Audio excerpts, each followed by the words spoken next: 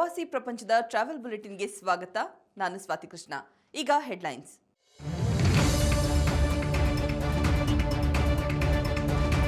ಪೆಹಲ್ಗಾಮ್ ರಕ್ಕಸ ಕೃತ್ಯಕ್ಕೆ 1 ವರ್ಷ, ನೆಲಕಚ್ಚಿದ ಪ್ರವಾಸೋದ್ಯಮಕ್ಕೆ ಆಸರೆಯಾದ ಭಾರತೀಯರು.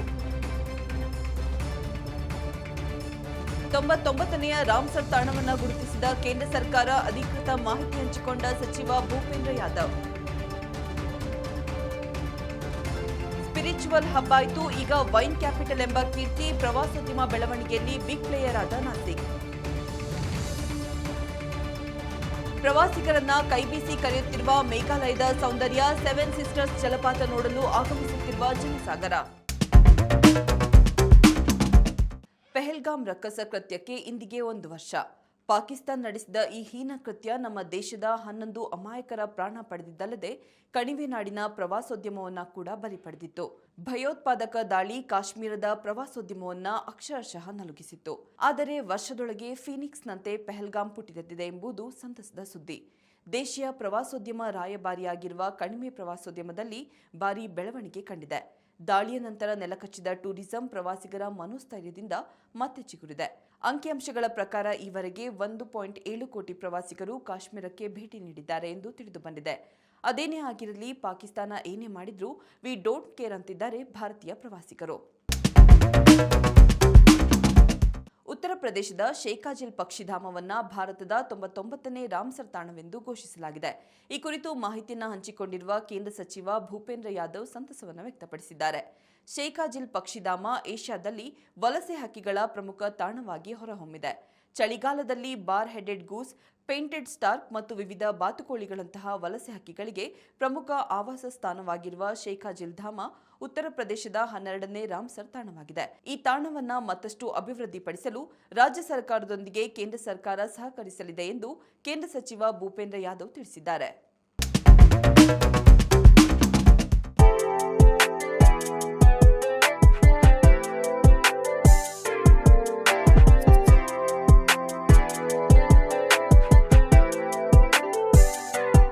ಆಂಡೀಸ್ ಪರ್ವತ ಶ್ರೇಣಿಗಳ ನಡುವೆ ಇರುವ ಕುಚ್ಕೋ ದಕ್ಷಿಣ ಅಮೆರಿಕದ ಅತ್ಯಂತ ಹಳೆಯ ಮತ್ತು ಇತಿಹಾಸ ಪ್ರಸಿದ್ಧ ನಗರಗಳಲ್ಲಿ ಒಂದು.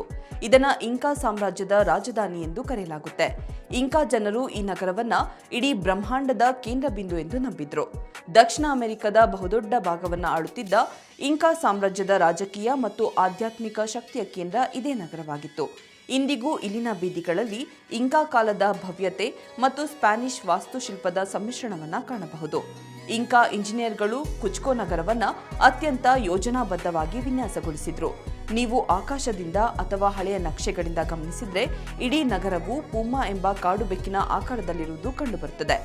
ಕುಚ್ಕೋ ಎಲ್ಲಿದೆ? ಭಾರತದ ಟೂರಿಸಂ ಸೆಕ್ಟರ್ ನಡೆ ಆನೆ ನಡೆದಿದ್ದೇ ದಾರಿ ಎಂಬಂತಾಗಿದೆ.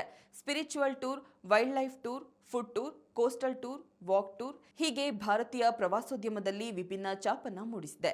ಸ್ಪಿರಿಚುವಲ್ ಟೂರ್ಗಳಿಗೆ ಹೆಸರುವಾಸಿಯಾಗಿದ್ದ ನಾಸಿಕ್ ಈಗ ದೇಶದ ವೈನ್ ಕ್ಯಾಪಿಟಲ್ ಆಗಿ ಹೊರಹೊಮ್ಮುತ್ತಿದೆ. ವೈನ್ ಪ್ರೊಡಕ್ಷನ್ನಿಂದ ಮಾತ್ರ ಈ ಕೀರ್ತಿ ನಾಸಿಕ್ ಪಾಲಾಗಿಲ್ಲ.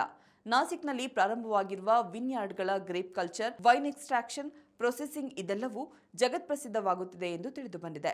ನಾಸಿಕ್ನ ವಿನ್ಯಾರ್ಡ್ಗಳಲ್ಲಿ ವೈನ್ ಟೂರ್ ಮಾಡಲು ಪ್ರವಾಸಿಗರು ಹೆಚ್ಚಿನ ಸಂಖ್ಯೆಯಲ್ಲಿ ಆಗಮಿಸುತ್ತಿದ್ದಾರೆ ಎಂದು ವರದಿಗಳು ತಿಳಿಸಿದೆ.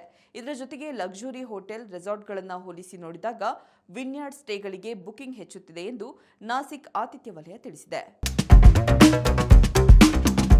ಮೇಘಾಲಯ ತನ್ನ ನೈಸರ್ಗಿಕ ಸೌಂದರ್ಯದಿಂದ ಪ್ರವಾಸಿಗರನ್ನ ಸೆಳೆಯುವಲ್ಲಿ ಎಂದಿಗೂ ಸೋತಿಲ್ಲ. ನೋಸ್ ಗಿಂತ್ಯಾಂಗ್ ಜಲಪಾತವನ್ನ 7 ಸಿಸ್ಟರ್ಸ್ ಜಲಪಾತಗಳು ಅಂತಲೂ ಕರೆಯುತ್ತಾರೆ. ಈ ಸುಂದರ ಜಲಪಾತಗಳ ನೋಟವನ್ನ ನೀವು ಒಮ್ಮೆ ನೋಡಬನ್ನಿ.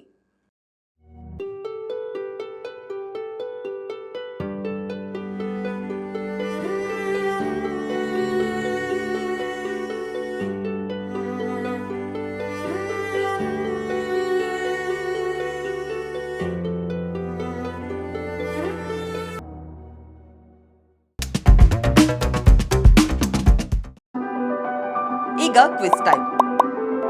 ಇಂದಿನ ಪ್ರಶ್ನೆ, ನ್ಯೂಯಾರ್ಕ್ ನಗರವನ್ನ ಯಾವ ಅಡ್ಡ ಹೆಸರಿನಿಂದ ಕರೆಯುತ್ತಾರೆ?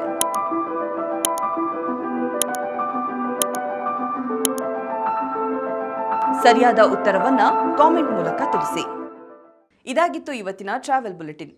ನೋಡ್ತಾ ಇರಿ ಪ್ರವಾಸಿ ಪ್ರಪಂಚ, ವಿಹಾರವೇ ವಿಶ್ವ. ನಮಸ್ಕಾರ.